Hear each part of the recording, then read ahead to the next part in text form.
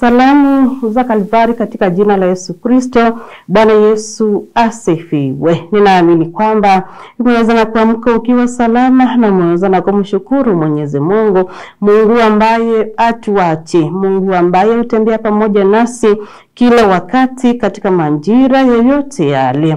Hivyo basi kwa asubuhi ya leo ninakukaribisha katika kipindi cha Manyunyu ya Baraka, ili mtumishi wa Mwenyezi Mungu ambaye ni Pastor Jackson Mutinda kutoka kanisa la ABC Lumba akaweze kuendelea kutubariki na ile neno kama vile ambavyo Mungu mwenyewe ameweza na kubariki nalo ni kwa sababu yetu asubuhi ya leo. Karibu sana tukaweze na kuendelea na kunyunyiziwa hizo baraka pamoja. Ndugu mtazamaji, naomba nikusalimu asubuhi ya leo katika jina la Yesu Kristo. Ujambo mahali popote pale ulipo, karibu tuendelee na ujumbe ama na neno la Bwana. Tuombe. Baba, katika jina la Yesu Kristo, asante kwa sababu umekuwa mwema, asante kwa sababu unatupenda, asante kwa sababu hakuna kama wewe, asante maana wewe unatujali. Baba, wakati ambao umefika ili tukaweze kupokea kutoka kwako, naomba Bwana ukatufunike kwa nguvu zako, naomba Bwana ukapate kutuongoza, naomba Bwana ukanene pamoja nasi. Tunakushukuru kwa yote ambayo umetenda kwetu. Hakika Bwana hakuna aliye kama wewe. Na hivyo Mwenyezi Mungu, tunapoendelea na ujumbe, tuomba ukazidi kuwa wa baraka katika maisha yetu Mwenyezi Mungu, maana tunazinena kuhusu ibada, na ibada ya kweli na kupendeza. Tuomba kwako Bwana ili ukatuzidishie hiyo neema na nguvu zako Mwenyezi Mungu zidi kuandamana nasi, maana hakika unatupenda. Hivyo tubariki na bariki wote ambao wanatupata, na ni katika jina la Yesu Kristo Mwokozi wetu tumeomba. Amen. Siku hii ya leo ni siku ingine ambapo tunaendelea na ujumbe wa ibada. Na ujumbe huu wa ibada taka tukaweze kuangalia kama vile tumekuwa tukiangalia ibada kuhusu sifa. Tunasema ya kwamba praise, prayers and worship. Naona ya kwamba hayo mambo yote ambayo yanatupatia nafasi ya kumpenda Mungu na kusongea karibu naye.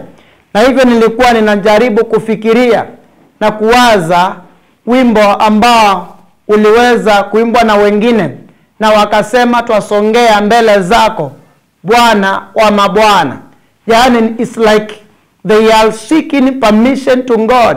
Yani twasongea mbele zako Bwana wa mabwana. Na unapoendelea unapata mwimbaji anasema ya kwamba na ili ukazidi kutenda mema. Na katika yale mambo maombi yanambeba, ama wimbo ule ama sifa tunapozimimina mbele za Bwana zinaendelea kumbeba na hata maombi. Na ninapoangalia sifa zinaleta mambo mengi sana. Jambo la kwanza tunasema ya kwamba kuna benefits za praise and the worship. Praise in the worship, tukasema ya kwamba zina strengthen our faith. Number 2, tukasema they draw men to God.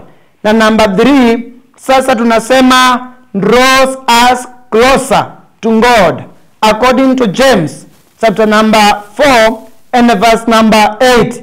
Biblia inasema ya kwamba maana sifa zinatuleta pamoja na Mungu. Neno linasema mkaribieni Mungu naye atawakaribia ninyi.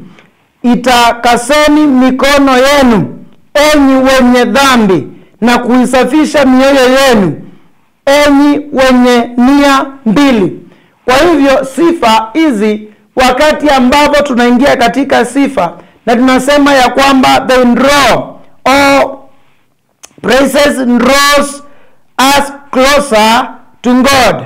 Unaona Biblia inasema tumishi wa Mungu Yakobo anasema mkaribieni Mungu naye atawakaribia. Na kama vile tunaangalia sifa hizi zinafanya mioyo yetu iweze kumbondeka. Na kama vile mwimbaji akasema maombi yetu na yafike kwako, mioyo inayobondeka yani haitaweza kupata hatari, haitaweza kupata hatari. Na kama vile unaona akiendelea na kumshukuru Mungu na akisema ya kwamba maombi yake yanapofika mbele za Bwana, anayo kiu na haja yake ni afanane na Mwenyezi Mungu. Na anapofanana na Mwenyezi Mungu, ndio maana unaona ya kwamba unapofanana na Mwenyezi Mungu, moyo wako hauna dhambi, nia yako sio nia mbili, hauko upande wa Mungu na hauko upande mwingine. Na wakati unamimina sifa zako mbele za Bwana, utamwambia Bwana tu, ninaposongea mbele zako, mimi ninakuhitaji ili ukapate kunibariki, mimi ninakuhitaji ili ukapate kuniongoza, mimi ninakuhitaji ili ukapate kutembea pamoja nami. Kwa hivyo uimbaji ni jambo la maana sana katika maisha yako. That's why the Bible says naye atawakaribia ninyi.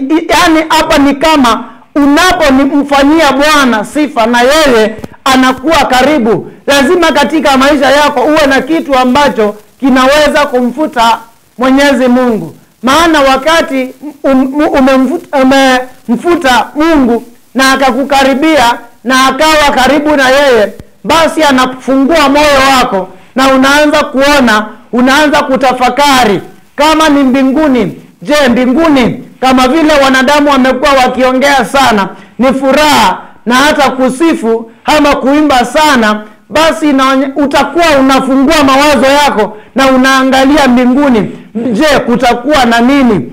Na anasema katika hayo, ili sifa zenu ziweze kuwa pamoja na Bwana, itakaseni mikono yenu enyi wenye dhambi na kuisafisha mioyo.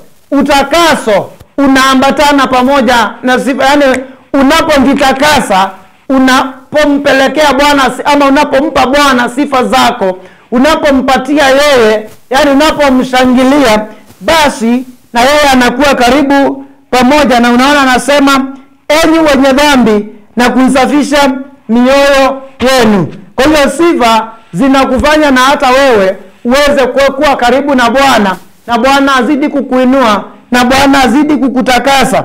Na that's why tunasema watu wasiwe na nia mbili, kwa sababu Bwana hapendi mchanganyo. Hapendi mchanganyo. Wakati ambao umejichanganya na unampatia Bwana sifa, anafunga masikio yake asikusikie.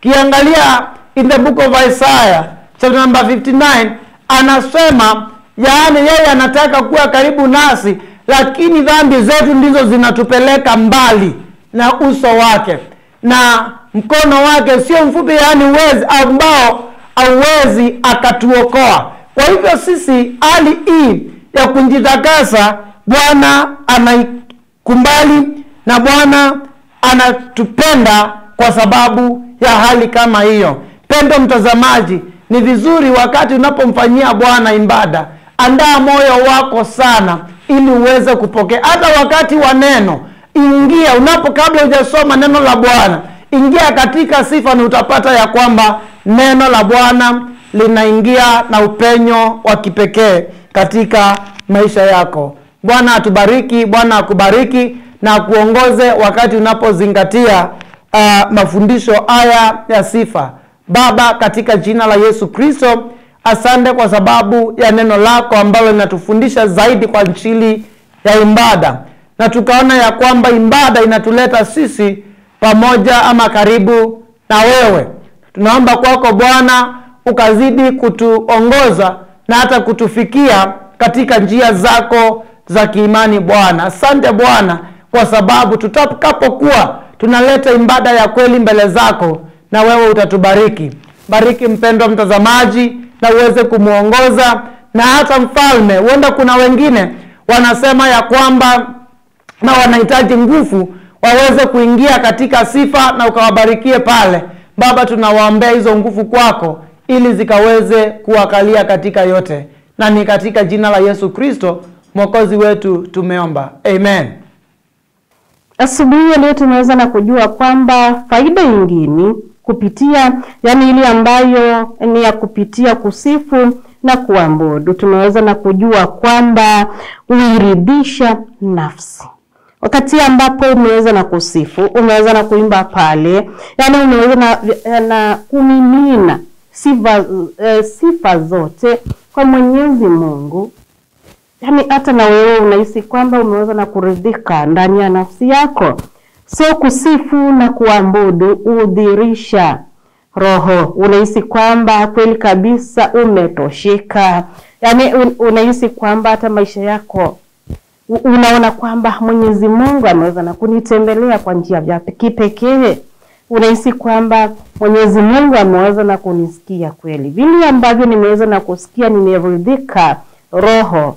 Hivyo basi hata naye Mwenyezi Mungu ameridhika na roho yangu, maana nimeweza na kusifu na kuabudu nikiwa nimejitolea kabisa. Yani nikiwa hata imani yangu iko pale, sina mahali pengine pa kukimbilia.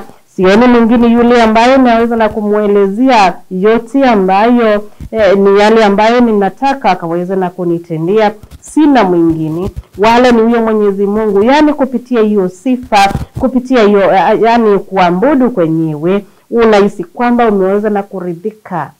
Umeweza na kuridhika kiroho.